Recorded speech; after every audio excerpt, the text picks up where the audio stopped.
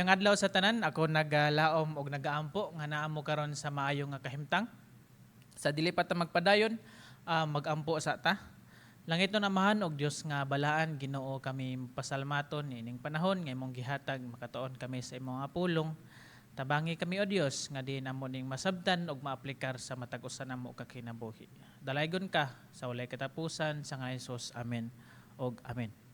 So karon aduna tay pinasahi nga pagahisgutan tungod kay karon is mahitungod sa adlaw sa ato mga amahan. Happy Father's Day sa ato mga papa, mga ginikanan, bisan pa nga ato ang mga step father, sa ato ang mga lulu, uncle, o bisan pa sa mga lalaki or kanang gitawag natog mentor sa bisan unsang aspect sa ato ang kinabuhi, espirituhanon, nag-counsel nato, naggiya nato, mga father figure nga nibarog sa ato ang kinabuhi. So happy Father's Day sa tanan. So karon wala lang nato gi celebrate kundi ato usab gihinumduman ang ilang pagkamaayo, unsa ang ilang impact diri sa matagusan nato ka kinabuhi. Og ato na makita kung unsa ka maayo usab ang Ginoo ingon nga atong amahan. Nag-reflect sila sa ang atong kalibutanon nga amahan, nag-reflect sa atong langit nun nga amahan. So nindot kayo madungog nato inana nga mga pulong para sa mga papa. Well, dili nako o dili pa man ko papa, dili pa man ko amahan. So nindot kayo nga ato na madunggan nga mga nindot og maayo nga mga pulong ug maayo nga unsa atong nabuhat sa ato nga pamilya, sa atong mga anak, parte sa kinabuhi. So now, ako usab gi-recognize nga adunay mga tao diri or nakadungog sa mensahe karon nga adunay difficult kalisod siguro sa mga rason nga wala sila'y amahan or na mga rason nga nasuko sila sa ilang amahan or vice versa, ang amahan nasuko kanila. O aduna sa mga amahan nga dili ganahan og spotlight nga og ingnon gay Happy Father's Day, dili sila ganahan. Pero nagbuhat sila. Dili sila ganahan sa attention sa Father's Day, sa gidala sa Father's Day. So apan nagbarog sila ingon nga amahan. So mao na ang kinabuhi og lisod para sa atong mga kaubanan dire. Og labaw nga lisod kung walay mo barog nga amahan. So according sa kuan, matud pa sa usa ka study sa Barna Group, research siya, nga kung sa pamilya, nga kung ang bata is maulang ang nagatuo ni Ginoong Jesucristo, adunay 3.5% probability nga ang tanan pamilya mosunod sa pagpangalagad sa Ginoo. Kung ang bata lang, adunay 3.5. Now, kung mama lang ang nagtuo, ang tibuok pamilya is adunay 17% probability nga mosunod usab sila sa pagpangalagad sa Ginoo. Apan kung amahan mao'y una nga nagtuo sa Dios, adunay 93%. So dako kay siya, 93% probability nga ang tibuok panimalay, tibuok pamilya is mga lagad usab sa Ginoo. So dako kayo siya nga influence ang kaning amahan. So 93 dako kayo siya og gap kung ato ang tan-awon lang. So nining adlaw mao pud na atong hisgutan ang kaning leading, kaning mubarog. Mao pud na ato ang tan-awon karon sama sa usa ka amahan, sama sa usa ka father figure nga mubarog. Ato ang sabton unsa ning pagbarog ingon nga amahan or father figure, atong sabton nga lisod siya apan kinahanglan.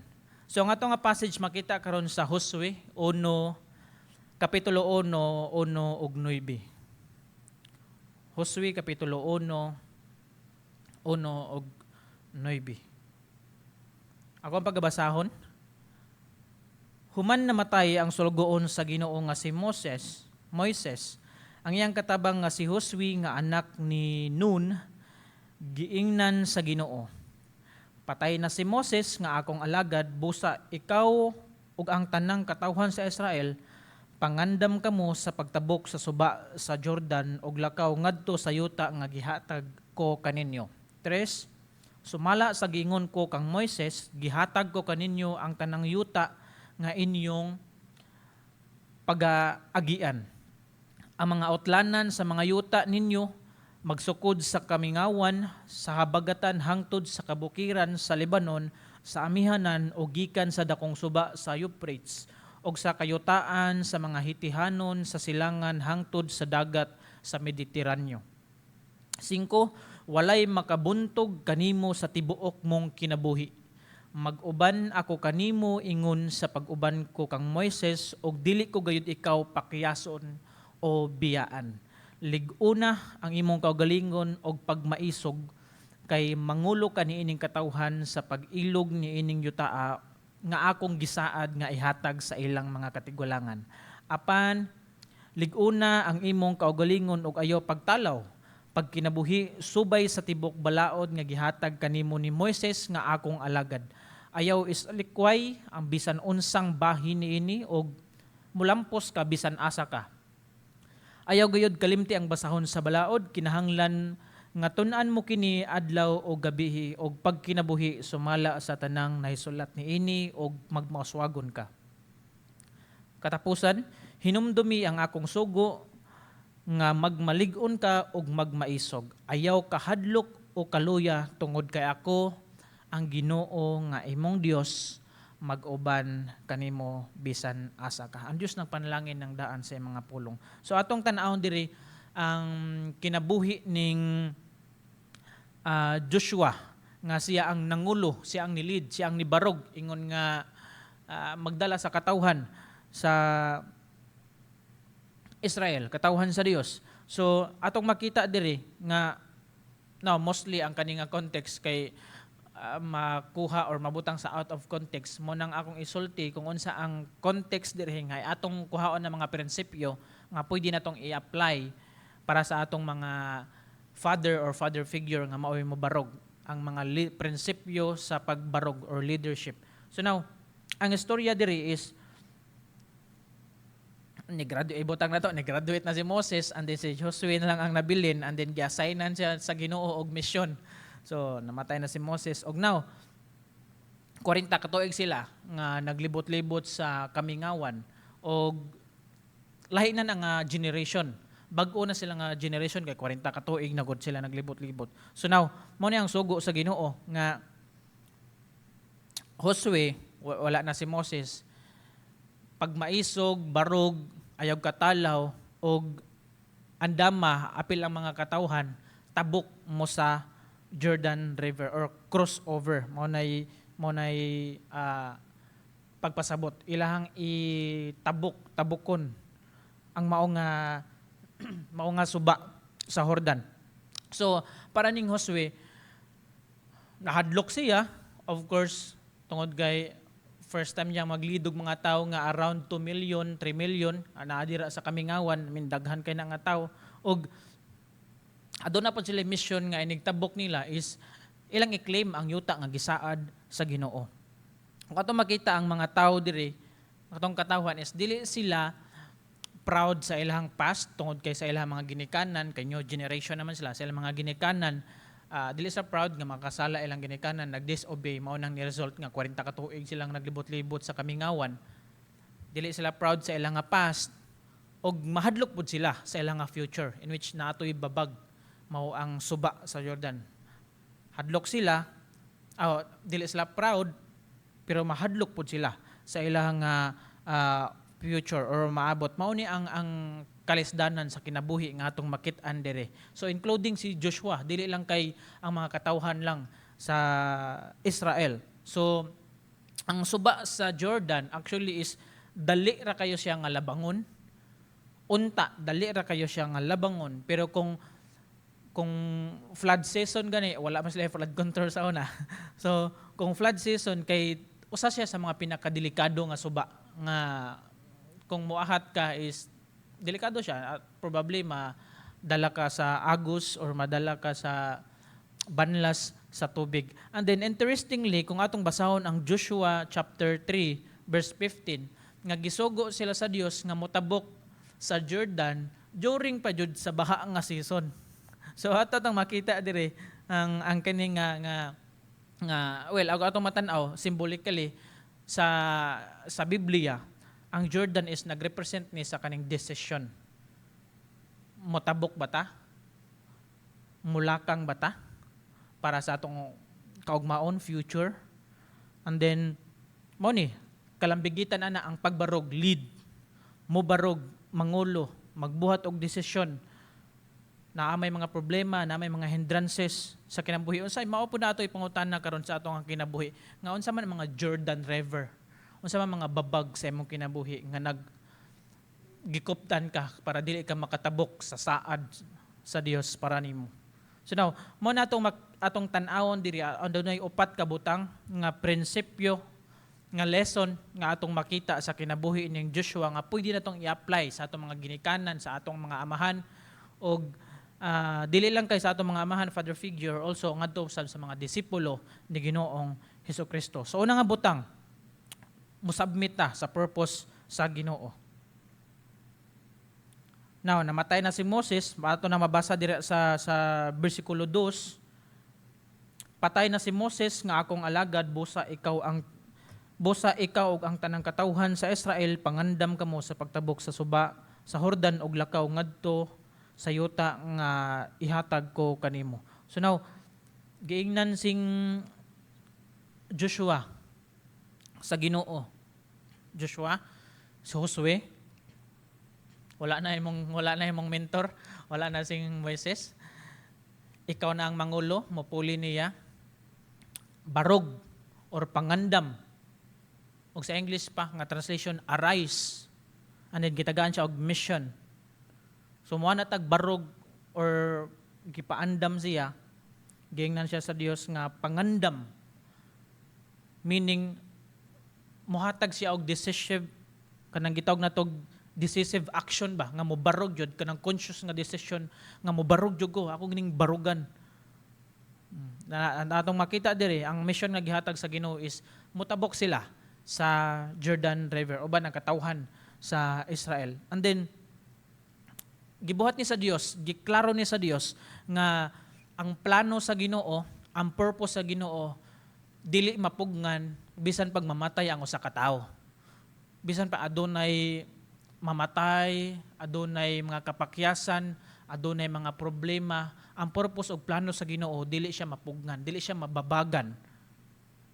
Naigamiton ng Dios nga tao para magpadayon ang plano, ang purpose sa Ginoo. Now to be honest, makita na ko akong kinabuhi diri sa una, sa diri nga nagpastor ko sa TLCC. Sa una, nagedad ko 21 ug 22, nag-eskwela pa ko. Nag-join ako sa ministry here sa TLCC, sa Prison Worship, online nga Cebuano, and also mission sa Lapu-Lapu. And then pag human ako, pag-graduate na ako, gi-invite ko here nga mo join sa pastoral nga staff. Need na ko mo arise. Mo join ko sa pastoral staff. And I admit, just like nga nasinati og nabati ning Joshua nga nahadlok siya, dili siya prepare, mo magdili ko fit like nana. Mao pod ang akong gibati nga sa pag-invite ko join sa pastoral staff, gi-invite ko join together with Labukso. And then nahadlok sad ko. And then naabot og mga almost usa ka bulan before ko ni-respond nga mo join ko sa pastoral nga staff. And then ano ko nga, ay okay lang naman si Bukso, naman sing Pastor Nico, Pastor Dan. But sa dili lang dugay si Pastor Nico, gitawag siya sa Dios sa lain nga field nga magministeryo. So kami na lang ni Bukso together with the help ni Pastor Dan. And then para nako is mura siya another Jordan River ni nga akong itabok nga need ko mo arise, need ko mo stand up. And then mao lang na ang akong sa kaugalingon ako nga akong makita nga kinsa man ko nga i-question ang purpose sa Ginoo. Gibutang man ko niya diri. Hantod kanus ako gamiton sa Ginoo. Sa diri nga dapita mo submit ko sa plano o kabubuton sa Dios. Para sa ato para sa ato mga amahan, mga papa nga kadungog sa mensahe karon, sama ning Joshua.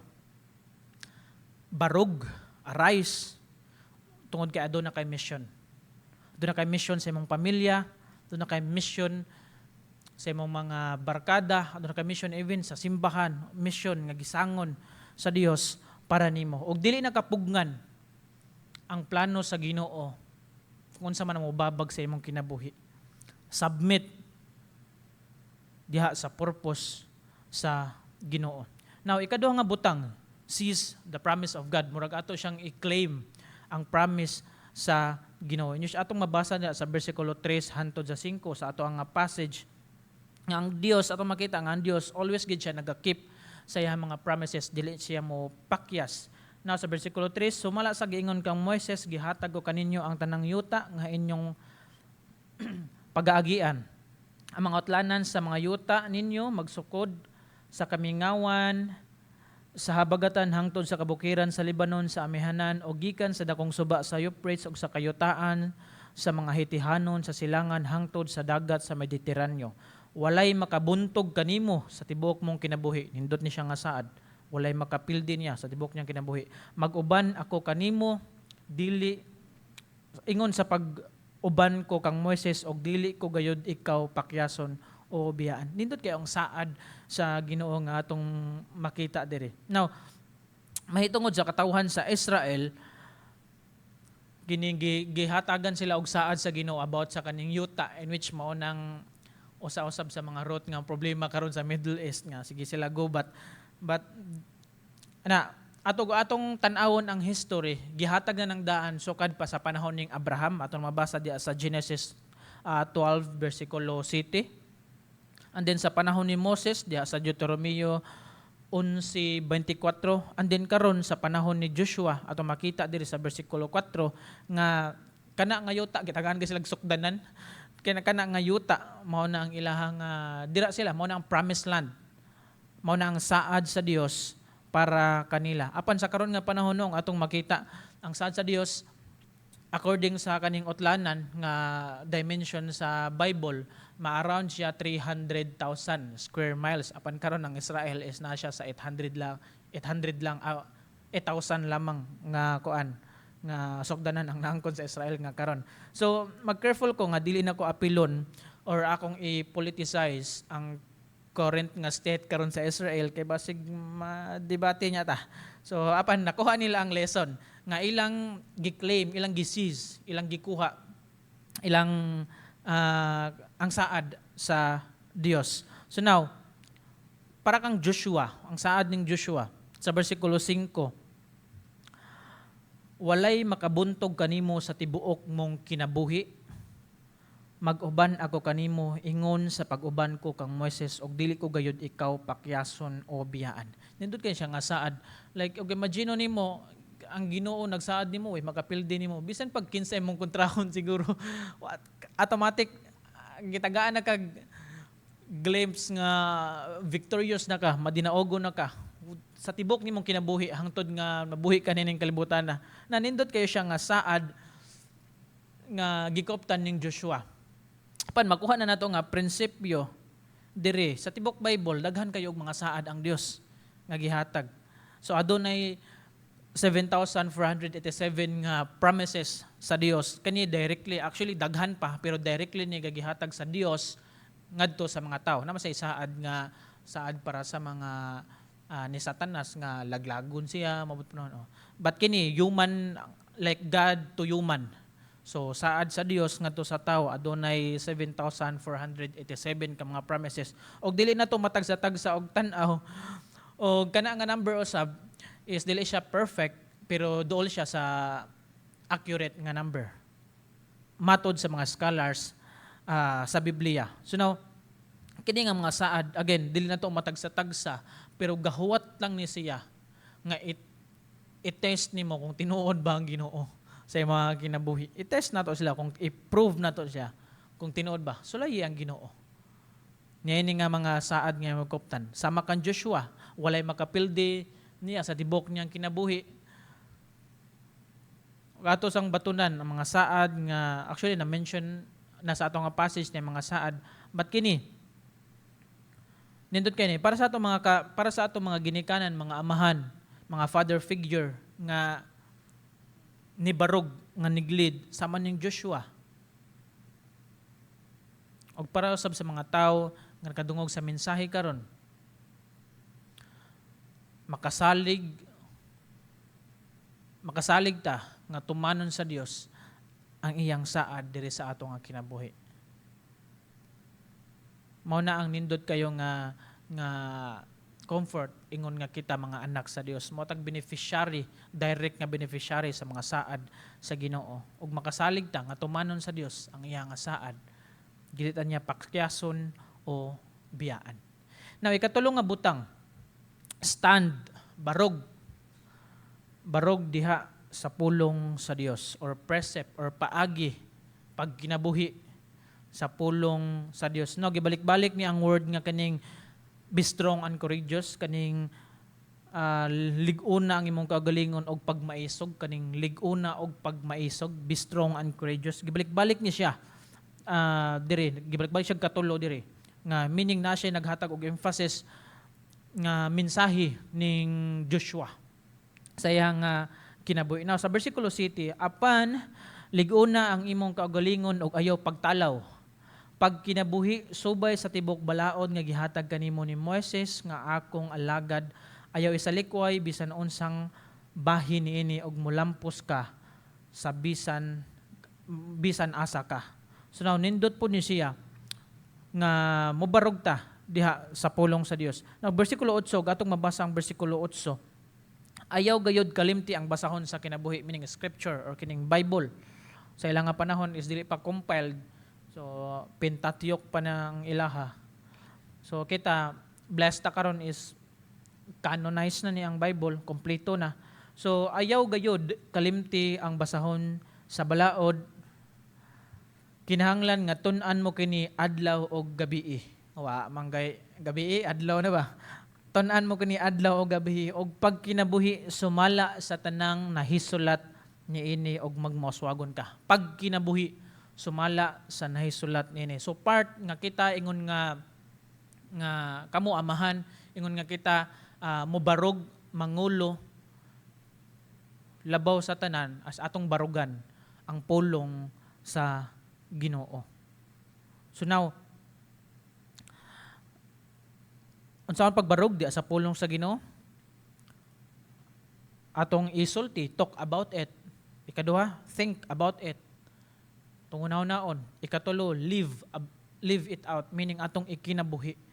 Og importante kayo ni siya nga reminder para sa atong mga ginikanan nga ato aning buhaton sa pagsulti sa pulong sa Ginoo ngadto sa atong mga anak, sa atong mga apo, na wala man koy anak, o sa mo koy apo. Kamo nga may ganan nga nakadungog karon is importante kayo ni siya nga atong ipasa usab ni siya. So now, mubarog ta diha sa pulong sa Ginoo. Atong isulti, atong una-unaon, ug atong ikinabuhi ang pulong sa Ginoo. Katapusan, stay, pundo or padayon. Pundo, stay on point with God. Meaning, pabilin ka diha sa Ginoo. So now, sa katapusan nga chapter sa kaning Joshua, atong makita diri nga tigulang na sing Joshua og nagsulti na siya diri, 110 na iyang edad, and then nagsulti siya sa katapusan nga chapter 24. Nagsulti siya para sa tanang mga tao.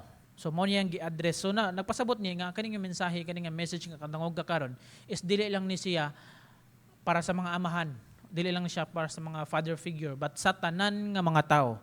Now verse 24, 14 ug 15, mipadayon si Josue, busa simbaha karon ang Ginoo og pagmatinud-anon kamo sa pag-alagad kaniya. Kalimti ang mga Dios nga gisimba sa inyong mga katigulangan didto sa Mesopotamia og sa Ehipto.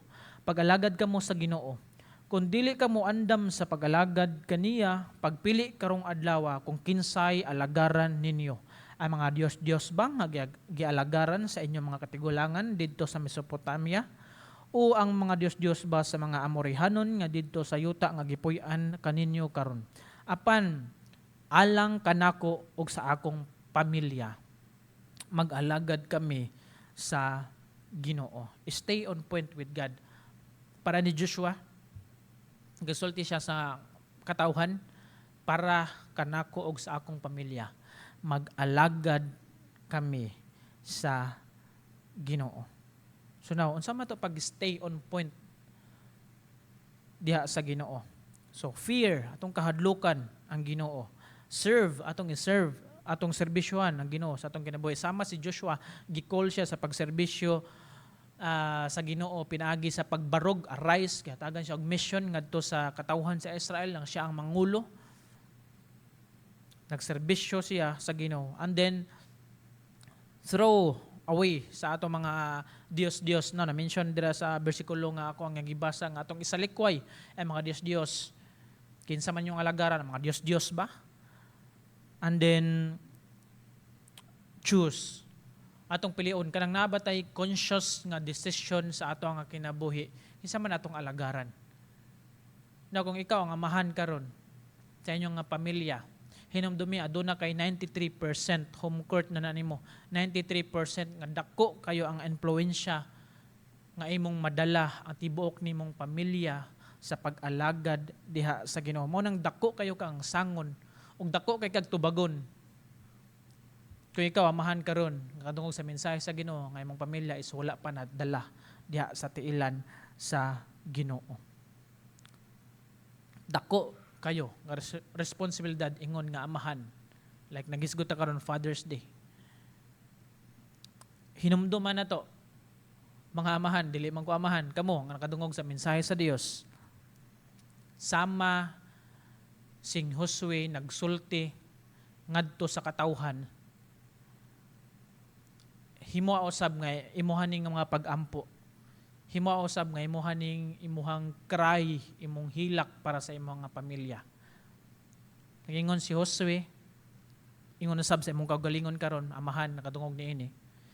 Para kanako ug sa akong pamilya mag-alagad kami sa Ginoo.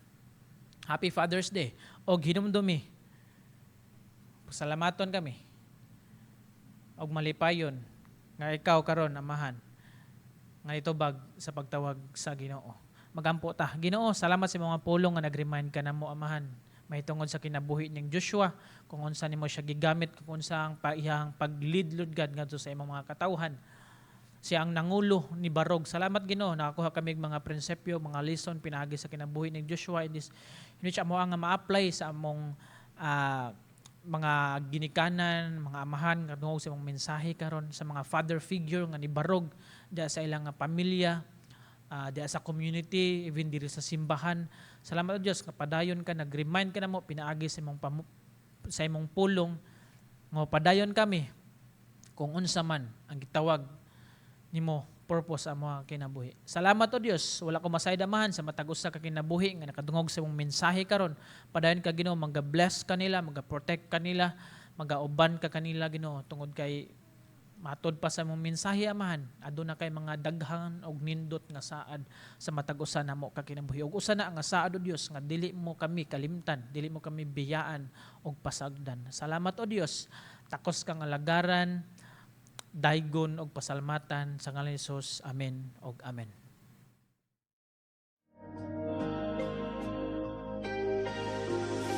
We invite everyone to be a part of our regular Bible study groups. Speak with our pastors or church leaders to learn how you can get connected. Come and join us for prayer meeting on June 26th at 8 p.m. A special time of prayer, worship, and seeking God's presence together. Let us continue to honor God through our faithful giving. Tithes and offerings may be placed in the offering box located at the back. Don't forget to follow our Facebook page to stay updated on church events, announcements, and upcoming activities.